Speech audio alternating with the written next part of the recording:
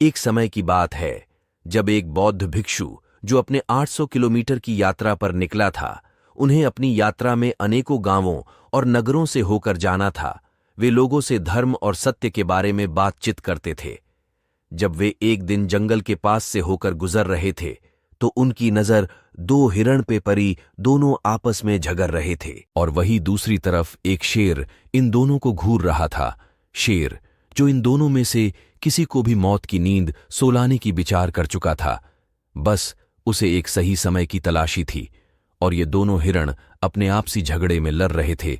ये आपस में अपने आप को बलवान साबित करने में लगे थे, किंतु इन्हें इस बात की खबर नहीं थी कि इन पे भी मौत की छाया मंडरा रही थी। शेर ने तेजी से दोनों की ओर झपटा और पलक झपकते ही एक हिरण को अपनी आगोश में लेकर चला गया और वहीं दूसरी ओर एक हिरण छुप गई। शेर के जाने के बाद वह जोर जोर से रो रही थी, अपने आप को दोषी मान रही थी, किंतु अब कुछ नहीं हो सकता था क्योंकि शेर ने हिरण को मौत की घाट उतार दिया था। अपने साथी को याद कर अब हिरण रो रही थी। तभी उसके पास वह बौद्ध भिक्षु आया और पूछा, अब तुम क्यों रो रही हो? क्या तुम्हें कभी भी मालूम नहीं या फिर सुना नहीं था कि इस जंगल में कोई और भी है जो तुमसे भी काफी शक्तिशाली है? हिरण बोली, हम दोनों आपस में साबित कर रहे थे, हमें क्या पता था कि ऐसा ही हो जाएगा।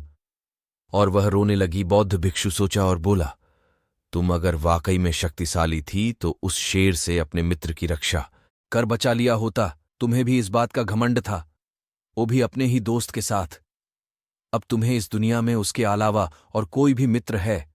हिरण रोते हुए बोला, नहीं। बौद्ध भिक्षु बोला, ये एक तुम्हारी ही समस्या नहीं है बल्कि पूरे प्राणी की ये समस्या है। और वहां से उस हिरण को साथ लेकर चल दिए।